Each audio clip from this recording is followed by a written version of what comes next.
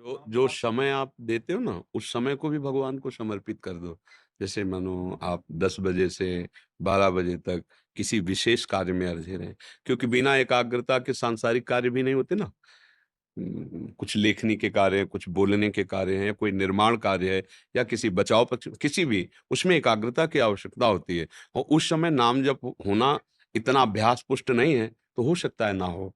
लेकिन जो आपने 10 बजे से 12 बजे तक कार्य किया, वो हमारे प्रभु का किया ना, तो उसको 10 बजे से 12 जब आपको याद आया राधा, राधा, हे प्रिया जो 10 से 12 के बीच में जो आपका विस्मरण हुआ और जो भी कार्य हुआ, वो आपके चरणों में समर्पित है। इसे समर्पण भक्ति कहते हैं। ये केवल भावुकतावश नहीं कह रहे, भगवान का आदेश है। ये तो सर्वाणि कर्माणि मयि सन्न्यस्य मत्पराः। सर्वाणि कर्माणि, केवल भजनानि कर्माणि नहीं कहा, केवल शुभानि कर्माणि नहीं कहा। ये तो सर्वाणि कर्माणि यत् करोषि, यज्जु होषि, यत् माने जो भी तुम्हें सेवा मिली है, जो कर्तव्य कर्म मिला है, जो डिपार्टमेंट मिला है, किसान हो, जो भी, उस सेवा में एकाग्रता करने पर अभ्यास की कमजोरी के कारण हो सकता है विस्मरण हो जाए। पर हम प्रभु की प्रसन्नता के लिए वो कर्म अर्पित कर दें, तो वही भजन हो जाता है। इसे भागवत धर्म कहते हैं। नवयोगेश्वर एकादश स्कंद भागवत में पढ़ के देखना। नवयोगेश्वरों ने बताया भागवत धर्म का स्वरूप कि मन से, बुद्धि से, चित्त से, अहंकार से, अनेक जन्मों की वासनाओं से, स्वभाववश जो जो होता है वो सब परम पुरुष भगवान नारायण को समर्पित कर देने से भागवत धर्म, और भागवत धर्म करने वाला भगवत प्राप्त होता है। इसलिए ये चिंता तो करो मत। हाँ, अभ्यास बनाओ और बढ़िया अभ्यास बनाओ कि बीच बीच में इतना लंबा समय न चला जाए कि 2 घंटे हो गए, एक बार भी राधा नहीं कहा। हमें निराश तो नहीं होना, पर हमें इतने पे राजी भी नहीं हो जाना। 5-10 मिनट बाद राधा, तो हमारा समय में ब्रेक तो लग गया कि भाई 10 मिनट बाद हम एक बार राधा बोल दिए, अब फिर 10 मिनट बाद एक राधा। अगर हम इतना सावधानी कर ले कि हर 10 मिनट में एक बार राधा बोल दें, तो मुझे लगता है बहुत जल्दी आपको लाभ अनुभव में आने लगेगा। 2 घंटे हो गए, हम भूल ही गए प्रभु को, फिर भी हम उसे भागवतिक बनाएंगे, उस समय को प्रभु को अर्पित करेंगे। पर अगर हम बीच बीच में ऐसा प्रयास कर लें, एक बार 10 मिनट में राधा बोलो, फिर देखो आप कैसे फंसा लोगे मन को।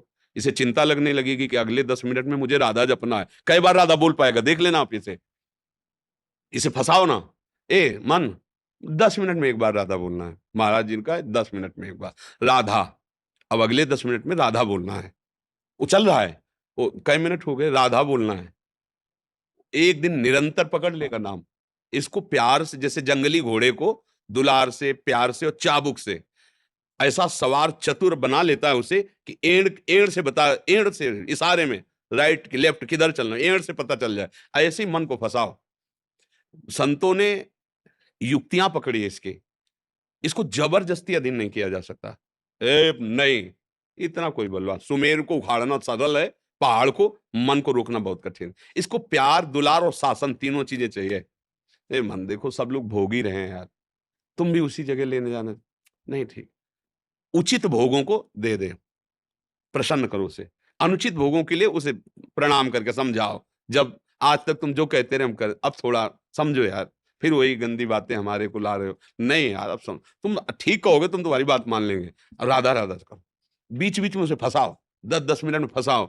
जिस दिन ये दोस्त बन गया तो इतना बलवान है ये, निहाल कर देगा। अभी क्या खिलाफ है हमसे। अब हम चाहते हैं भक्ति करना, और अभी तक हम इसका साथ देते रहे विषयों की तरफ। अब वो बलवान आदमी, वो तो जल्दी कब्जे में थोड़ी आएगा, जहाँ राधा तो टूटा विषयों की तरफ। नहीं चाहिए मुझे, मुझे वही चाहिए। अब उसको घसीटना है। अब भारी युद्ध है, छोटा मोटा, तभी तो साधना शब्द लगता है कि भाई साधना करो। अब हम धीरे धीरे इसे नाम में फंसाएं, इसे, ये कभी कभी इसको पुचकारा भी जाता है, जैसे बहुत है, बहुत परेशान कर रहा है। क्या खाओगे? अगर समोसा चटनी मिले तो, हाँ, धनिया की चटनी और समोसा तो गरम गरम खरीद लाओ और ठाकुर जी को अर्पित करो, और उसे पौधे को, अब तुम्हारी बात मान ली, अब राधा राधा। इसे फुसलाओ भी।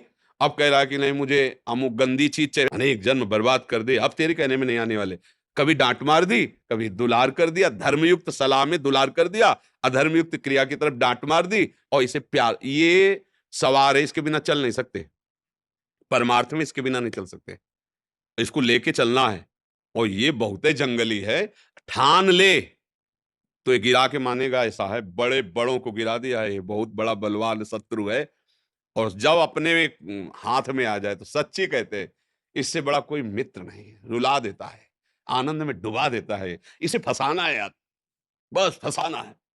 इसके फँसाने की कहते हैं ना युक्ति से मुक्ति, इसकी युक्तियाँ आ जाएँ समझ में। जब ये गलत मार्ग में जा रहा हो तो तुम दस्तखत मत करना, कुछ नहीं उखाड़ पाएगा। और जब सही मार्ग में जा रहा हो तो इसका विरोध मत करना, इसका सहयोग कर देना। और इसको सत्संग सुनाओ, इसको समझाओ। किसी भी विषय का सेवन करते हुए बिल्कुल विवेक सावधान रखो। रसगुल्ला रखा, ये देखो कितने मिनट मीठा लगेगा? देखो ज़रा, देखो क्या इसमें सुख है? अच्छा, 20 रसगुल्ला पाओ। कहेगा नहीं, नहीं तुम कह तो रहे थे कि रसगुल्ला चाहिए, देखो ना और पाओ, 5 और एक्स्ट्रा डालो। वो कहेगा नहीं, तो अब इस नहीं वाले अनुभव को उसको दिखाओ। देख रहे हो ना? अब दोबारा जल्दी हमसे हाँ मत करना, नहीं अब की 30 बढ़ा देंगे चाहे उल्टी भले हो जाए। धतले खा मतलब कभी-कभी इसको शिक्षा भी देनी होती है। एक साल तो भगवान के मन में आई भिक्षावृत्ति दे देते कि यार कभी मेवा पड़ी खीर खाने को मिले। माँगा तो रोटी मिल जाती थी टुकड़े। तो एक गृहस्थ के यहाँ देखा 8-10 भैंस गाय बंधी थी, बोले हमारी एक प्रार्थना है, बोले 10 आदमियों के लिए आप खीर बना सकते हो? तो उन्होंने कहा हाँ महाराज। तो बोले कितना समय लगेगा? बोले 2-3 घंटे में अभी तैयार करते हैं हम। बोले हम आ जाएँगे। तो बोले 10 आदमियों को लेके आ जाएँगे। बोले वो तुम्हारी बात, तुम 10 आदमियों के लिए खीर बनाओ। बना दी अच्छी गृहस्थ आदमी श्रद्धालु था, मेवा-एवा डाल कमरे में। बोले आप सब लोग बाहर चले जाओ। तो बोले और 9 आदमी कहाँ हैं? बोले यही और भगोने में खीर थी 10 आदमियों की। शुरू किया तो जितना पेट था उतना तो भर गया। और कहने लगा बस। बोले नहीं, खीर, खीर, खीर, भजन नहीं करने दे रहे, खीर अब खाओ। अब खा उल्टी हो गई, एक सीमा है, रोमांच हो गया, ज़िंदगी में खीर नाम से मन काँप गया, नहीं खाला। ये कभी-कभी जैसे ऐसे हठ करेला तो ऐसा भी कभी-कभी अच्छा तुम्हें समोसा चाहिए? 20 समोसा, 1 रोटी नहीं देंगे, समोसा ही खा तू, खा, देखे अब कितना। वो कहेगा नहीं, तो फिर कहो ये अनुभव नोट कर, ये नोट कर कि इसमें सुख नहीं है। अगर इसमें सुख होता तो नहीं क्यों बोल रहा है? हर ज विवेक अगर साथ रखोगे तो हर जगह ऑपरेशन कर पाओगे। इसका ऑपरेशन कर लिया तो निकल जाओगे। कोई भी भोग हो अंत में तुम्हें घृणा पैदा करता है, देख लो। बहुतायत बंद करो यार। हर हर विषय में वो अनुभव पकड़ो उसको और उसी की डायरी में लिखाओ, ए देख अमुक समय में इतना भोग भोगने के बाद तूने कहा था नहीं, अब क्यों? अगर सुख होता तो उस समय तू प्रसन्न क्यों नहीं हुआ था? तू जला क्यों? तू परेशान, यही बातें उसके सामने रखोगे तब वो रुकने लगेगा। जब सामने और फिर शासन में एक दिन सच्ची ऐसा आता है कि पूरे विश्व में कोई भी भोग ऐसा नहीं कि उसके मन को खींच पावे। नहीं तो भगवदानंद मिले ही ना, भगवत प्राप्ति हो ही ना। निर्विषय हृदय में भगवान का प्रादुर्भाव होता है और भगवान की कृपा से हो जाता है। हाँ जी, कुछ भक्तों ने आपके श्रीमुख से नाम चाहा था। हम तो वृंदावनवासी, राधा उपासी, राधा वल्लभ श्री हरिवंश, राधा, राधा, राधा। आपको जो गुरु प्रदत्त नाम मिले खूब नाम जप करो, नाम ही सर्वानंदमय है। और डरो मत, झुको मत, निराश मत हो। भगवान के बच्चे हैं, कोई साधारण नहीं है हम सब। सच्चिदानंद भगवान के अंश, अगर चूक हो गई तो अगला जन्म मिलेगा। हम हर प्रयास करके अगले जन्म में भी हमें एक तो हमें चांस ही नहीं देना, पर हमें घबराना नहीं है।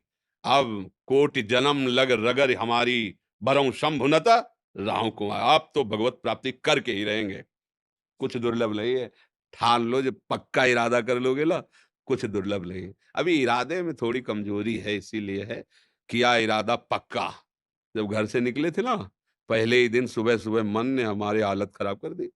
पहले तो वैराग्य एकदम, ये पूर्व का जन्म का कोई था वैराग्य, जो ही गाँव के बाहर निकले सो ही घबराहट पैदा हो गई। रहेंगे कहाँ? यहाँ तो अम्मा भोजन दे देती, वहाँ भोजन कौन देगा? किसके साथ रहेंगे? कहाँ रहेंगे? कैसे मतलब?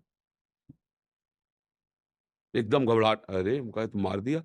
अभी पहला ही कदम निकला है और इसने तो मार दिया।" तुरंत अंदर से भगवत कृपा से आया, भगवान रखेंगे, सारे विश्व का भरण पो वो जहाँ रखेंगे, जैसे रखेंगे वैसे भगवान ने आजीवन वो निर्वाह। भरोसा इसकी सलाह में मत रहना मन की सलाह। ये बहुत बेईमान आदमी है, जब तक भगवत प्राप्त नहीं हो जाता। यही आपको सलाह दे के गिरा देगा। नहीं तो ये थोड़ा सपोर्ट कर दे तो निकलने में देर नहीं लगेगी और आप सब बड़े भाग्यशाली हैं। नहीं, आज के कलयुग में कोई संत संग करना चाहे, भजन करना चाहे, फुर्सत नहीं है, लोग गालियाँ देते हैं। आज देखो कैसा वातावरण है। बुद्धि इतनी भ्रष्ट है, ना माता-पिता को मानते हैं, ना पूज्यजनों को मानते हैं, फिर साधु, महात्मा, गुरुजन और शास्त्र, ये तो और आगे की बात है। ये तो बड़ी कृपा है कि अभी आपकी बुद्धि काम कर रही है। जो संत समागम प्रिय लग रहा है, जो शास्त्रीय बातें आपको सुनना अच्छा लग रहा है, आप राधा-राधा जपना चाहते हो, ये बड़ी कृपा है, बड़ी कृपा है। नहीं तो कलयुग भगवान का ऐसा प्रभाव आगे बढ़ता चला जाएगा कि तुम्हें नाम सुनने को नहीं मिलेगा। भक्ति की चर्चा दुर्लभ हो जाएगी। धीरे-धीरे शास्त्रों का गूढ़ रहस्य गुप्त होता जाता है। आप देखिए, शास्त्रों का गूढ़ रहस्य गुप्त होता जाता है। बाहरी बातें आती चली जाती हैं और वो शास्त्रीय बातों को सांसारिकता में उतारते चले जा रहे हैं। वो जो अब नई पीढ़ी है, इस सांसारिकता को देख के क्या उस गूढ़ महामहिम प्रभु की तरफ वो सोच पाएगा? बिगड़ता चला जा रहा है। ये कलयुग का प्रभाव है। जहाँ से हमारा बनना है, वहीं हमारा सब बिगड़ रहा है। अभी थोड़ा कृपा है, तो आप लोग सावधान होकर कंठी तिलक बांधे हो चल रहे, आगे आगे इसकी भी सामर्थ्य नहीं रह जाएगी कि हम परमार्थ पे चल सकें। कहाँ चलें, कैसे चलें? बताने वाला नहीं मिलेगा, समझाने वाला नहीं मिलेगा। आने तो दो समय, धीरे-धीरे समय देखो एक से एक बड़े महापुरुष हमारे भारत में हुए हैं और हैं, और भगवान कृपा करें आगे भी होते रहें। बिना संतों के शास्त्रों का रहस्य समझ में नहीं आता, क्योंकि जो अनुभव हुआ तभी तो बात समझ में आएगी ना। पढ़ी लिखी हो पीएचडी करने से शास्त्र समझ में नहीं आते। शास्त्र तो समाधि भाषा है ना, वो कोई पढ़ने लिखने से थोड़ी समझ में आते हैं। वो तो उसका जो साक्षात्कार हुआ, जो लिखा हुआ है, उसी का साक्षात्कार हो। अब वो जो बोलेंगे, तो भूत जैसा लग जाएगा तुम्हारे दिमाग में। तुम्हारा परिवर्तन करके रहेगा वो, क्योंकि केवल भाषण नहीं है, वो हृदय का विषय है। केवल भाषण से परिवर्तन नहीं होता, हृदय के विषय। खूब नाम जप करो और इस जन्म में भगवत प्राप्ति करना ऐसा इरादा पक्का करो। कुछ काम नहीं है मुश्किल, जब किया इरादा पक्का। आप तो भगवान को रिझा भगवान हमारे पिता हैं, हमारे स्वामी हैं, हमारे हृदयेश्वर हैं, हम उनके अंश हैं यार, उनसे कैसे नहीं मिल सकते? अपने बाप से मिलने के लिए कोई लायकात की ज़रूरत है क्या? पर हम स्वीकार तो करें कि वो हमारे हैं, वो मिलने के लिए तैयार है। राधा